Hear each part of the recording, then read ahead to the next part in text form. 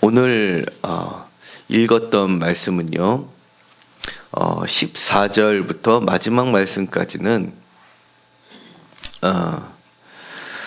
마가복음하고 그 다음에 마태복음의 마지막 주님께서 당부하셨던 말씀하고 매우 비슷합니다. 거기에서 보면 정말 믿지 못할 일들이 여러 가지가 있는데요. 예를 들어서 17절에 보면은 그들이 내 이름으로 귀신을 쫓아내며 새 방언을 말하며 뱀을 집어올리며 무슨 독을 마실지라도 해를 받지 아니하며 병든 사람에게 손을 얹은즉 나으리라라는 그런 이제 놀라운 기사와 이적과 표적에 관한 말씀입니다. 그런데 우리가 이 제자들의 모습을 보면은요, 제자들의 마지막 모습은 아는 저희들은 이 마지막 예수님의 말씀하고 비교해 볼 때는 사실은 잘 상상이 안 가는 모습입니다. 완전히 정반대의 모습이었고요. 그렇다고 예수님이 돌아가실 때 도망갔던 제자들의 모습이 아니라 예수님과 함께 했었을 때 제자들의 모습, 믿음이 좋았을 때 제자들의 모습을 상상하더라도 사실 이 마지막 말씀은 너무나도 거리가 먼 모습입니다.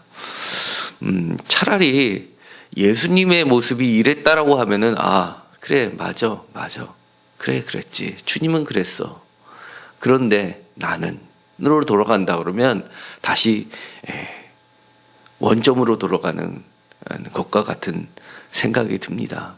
분명한 것은 이 말씀이 예수님 자신의 모습이 이랬으니까 너희들이 기억하라라고 하신 말씀도 아니고 제자들의 너희들의 모습이 이렇게 된다는 것을 얘기하고 있다는 사실입니다. 그러면 오늘 7절을 가서 같이 읽었었던 말씀이 있는데요. 어떻게 보면 이 뒷절보다도 이 7절의 말씀이 더 중요할지도 모릅니다. 비록 한 절이지만 주님께서 빈 무덤에서 주님께서 베드로에게 그 다음에 제자들에게 하셨던 말씀이 바로 너희보다 먼저 갈릴리로 가신다라는 그런 말씀입니다. 도대체 갈릴리가 뭐길래 이런 말씀을 하셨을까? 마가복음에서는요, 주님께서 승천하셨던 장소를 바로 이제 갈릴리로 얘기를 하고 있습니다. 그러면 마태복음은 어디일까요? 갈릴리 하면 떠오르는 게 어디죠? 갈릴리 바닷가입니다. 호숫가입니다. 그럼 마태복음에서는 어디일까요? 한 가지 더 물어보면 누가복음에서는 어디일까요? 우리가 이제 공관복음이라고 하는 것은 가틀공자에다가 볼관자를 해서 같이 놓고 이렇게 본다는 말로 해서 시놉시스라고 합니다. 그러니까 마태, 마가, 누가복음은 굉장히 비슷하다고 할 수 있어서 중복되는 말씀이 많은데요. 그렇다고 다 똑같지는 않습니다. 대표적으로 이렇게 예수님이 부활하셔서 승천하시는 그런 장소가 이렇게 틀립니다. 마가복음에서는 갈릴리로 되어 있는데요. 마태복음에서는 갈릴리 산으로 되어 있습니다. 그다음에 누가복음에서는 베다니로 되어 있어요. 베다니는 예루살렘에서 가까운 데고, 요한복음에서는 베다니에서는 바로 죽은 나사로가 살아났던 그런 장소고요. 그리고 예루살렘 성으로 들어가는 바로 경계선에 있어서 베다니 바깥이다라고 했을 때는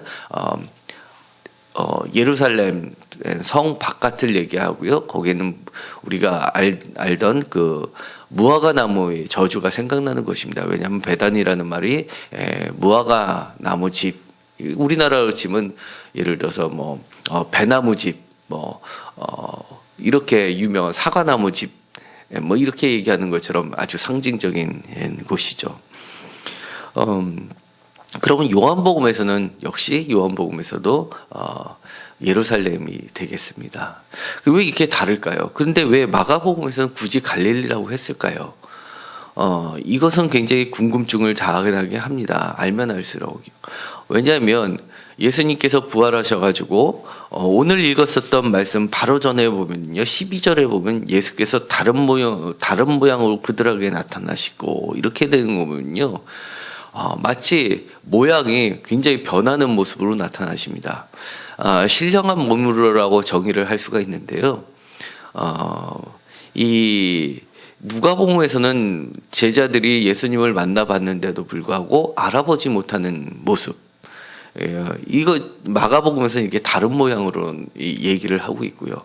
그렇기 때문에 그 다음에 또 벽도 통과하는 그런 아주 신령한 모습, 어떨 때는 축지법을 쓰는 모습, 어떨 때는 이게 사람인지 영인지 구분이 안 되는 그런 모습입니다. 그런데 그런 분이 굳이 그 갈릴리까지 가서 굳이 얘기를 하실 필요가 뭐가 있을까? 그냥 갈릴리에 가서 보니까 맨 마지막에 가서 이런 말씀을 하신 거면 뭐 지금 제자들이 있는 곳이 예루살렘이니까 예루살렘에서 얘기하셔도 되는데, 누가복음에처럼 예루살렘 베다니 앞에서 얘기하셔도 되는데 굳이 왜 갈릴리까지 가실까라는 부분이 굉장히 의아하게 만듭니다. 그런데 그 이유는 이 마가복음에서만 이렇게 나와 있는 게 아니라요, 다른 복음서들에서 몇 가지 힌트들을 볼 수가 있습니다. 예를 들어서 요한복음 같은 데서는요, 요한복음 16장 22절에는 이렇게 얘기를 하고 있습니다. 지금은 너희가 근심하나. 그러니까 예수님께서 십자가에 달려 돌아가시기 직전에 이제 제자들과 마지막 식사를 하시면서 하신 말씀이죠. 내가 다시 너희를 보리니, 부활하셔서요, 너희 마음이 기쁠 것이요 너희 기쁨을 빼앗을 자가 없으리라. 그 다음에 마태복음에서는 이제 평소에 하셨던 이제 포도원 품꾼비유라는 것이 있습니다. 거기에 보면 마지막 처음 아침부터 일한 자나 맨 마지막까지 마지막 시간에 1시간만 일어난 자나 동일한 품삯을 지불하는 모습을 봅니다. 이것은 나눔의 공평함에 의한 선하심이 얘기하려고 하는 게 아니라 마치 공산주의처럼 동등하게 나눠주는 것을 얘기하는 것이 아니라 우리 눈에 보면은 굉장히 부당하고 불평등하고 뭔가 잘못된 것처럼 보이지만 각자의 필요를 채우시는 하나님의 선하심을 얘기를 하는 겁니다. 그 다음에 누가복음에서는 또 비슷한 얘기가 나오는데, 예를 들어서 잃어버진 동전을 찾는 여인의 얘기를 통해서요, 샅샅이 찌시면서 이렇게 찾고 기뻐하는 모습을 보입니다. 잃어버린 양의 얘기도 비슷한데요, 잃어버린 양도 그 잃어버린 한 마리 양을 얼마나 찾기 위해서 애쓰고 수고하고 어려움을 겪고 일하는 얘기가 다 빠져 있습니다. 단순히 나중에 자세하게 묘사되어 있는 것은 이 어린 양을 찾아서 기쁨으로 어깨에 메고 돌아오는 그런 모습을 보입니다. 동전 한 입을 찾는 여인의 모습도요, 그것을 찾기 위해서 내가 얼마나 괴로워하고, 그 다음에 찾다가 뭐에 부딪히고, 그 다음에 뭐 찾다 보니까 그릇도 깨치고, 이런 수고를 나타내는 그런 얘기가 없고요. 그 잃어버린 동전을 찾았을 때 그 기쁨만을 얘기합니다. 그래서 사실 잃어버린 동전의 의미는 이 여인에게서는요, 무엇하고도 바꿀 수 없는 겁니다. 왜냐하면 유대인들의 결혼 풍습 같은 데서는요, 결혼하기 전에 일정한 약혼 기간이 1년이나 2년이나 이렇게 긴 기간을 준다고 합니다.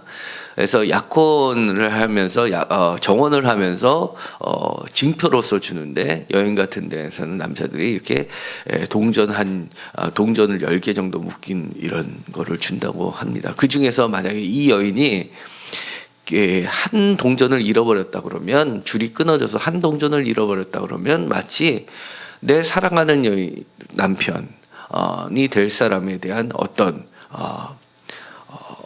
소중한 것을 잃어버린, 그리고 마치 지금은 떨어져 있지만 함께 있었던 것 같이 느꼈던 그 부분이 이제는 상실된 것 같은 느낌을 받았을 테고, 그것을 찾음으로 해서 다시금 회복되는 느낌을 받았을 겁니다.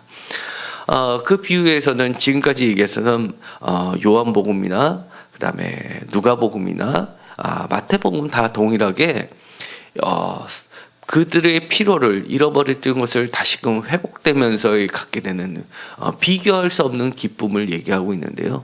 이 바로 갈릴리라는 것이 바로 그렇습니다. 마가복음에서는요, 요한복음에서는 약간 차이가 나는데요. 마가복음에서는 첫 제자들과 예수님이 만나는 장면, 바로 갈릴리입니다. 갈릴리 호숫가가 있고요. 마태복음처럼 갈릴리 산이 아니라 그들에서의 만남은 바닷가였습니다. 그리고 예수님께서 대부분의 기적과 이적을 표출했던 곳은 바로 갈릴리였습니다. 그래서 예수님께서는 마가복음에서는 갈릴리 지역을 전반부는 다 갈릴리 지역에서의 활동을 얘기하시고 중간에 갈릴리에서 예루살렘으로 이동하는 여정이 나와 있고요. 마지막 예루살렘에서의 마지막 순환을 기록하고 있는 것이 마가복음이기 때문에 그들에게 갈릴리로 가라라고 하고 애써서 그들을 갈릴리로 보내시고 예수님도 애써서 갈릴리로 가셔서 그들을 만나시는 그 장면 속에서 이들은 걸으면서 그래 맞아, 여기가 그때 내가 주님과 이렇게 만났었지. 맞아, 그때 주님이 여기서 이런 자들을 고치셨지. 맞아 야, 그때 주님이 이렇게 좋은 일을 베푸셨지. 그때 내가 이랬었는데 주님이 나한테 이런 말을 해주셨지. 골짜기를 지나고 돌밭길을 걸으면서 그들은 주님과에 있었던 아름다운 추억들이 생각났을 것입니다. 아마 주님은 그들을 갈릴리로 부르시고 말로 설명하는 것이 아니라 그들이 스스로 느끼면서 조금씩 회복되어지는 것을 보면서 아마 오늘 요한복음에서도 그 다음에 마태복음에서도 누가복음에서도 얘기했던 그 과정을 얘기하는 것이 아니라 그들을 다시금 찾았을 때의 놀라운 기쁨, 그 기쁨을 아마 말씀하시고 계시는 것 같습니다. 그들을 만났을 그 기쁨에 의해서 그들에게 주어지는 이 말씀은 마치 이제는 주님을 능가하는 장면들이 많이 나옵니다. 놀라운 방언을 하고요, 뱀을 집어 올리고 해를 받지 않고 그 다음에 온 천하에 다니고, 주님께서는 온 천하를 다니시진 않았습니다. 그러나 온 천하를 다니는 건 바로 제자들이었고요. 이렇게 보면 오히려 제자들의 모습은 스승인 예수님을 능가하는 모습들을 그들에게 약속해 주십니다. 그것이 바로 주님께서 갈릴리로 부르신 그런 목적이셨고 그런 기쁨이셨습니다. 이제 우리가 신앙생활을 하면서 보면은요, 때로는 주님이 좋다는 거 알고 있습니다. 주님이 내 인생에 있어서 행하셨던 일 알고 있습니다. 그러나 걷다 보면 힘들고 걷다 보면 지치고 걷다 보면 쓰러질 때 다시금 주님께서는 우리에게 얘기해 주십니다. 갈릴리로 오렴. 갈릴리로 오렴. 내가 너를 회복시켜 줄게. 우리 옛날에 너와 나에 있었던 아름다운 추억 다시금 기억해 보렴. 이제는 너를 회복시켜서 전보다 더 좋은 것으로, 전보다 더 나은 것으로, 오히려 내가 가진 것보다 더 큰 것으로 너에게 보답해 줄게. 그런 약속의 음성을 오늘 기도하시면서 새벽에 만나시기 바랍니다. 기도하고 마치기로 하겠습니다. 하나님 감사합니다.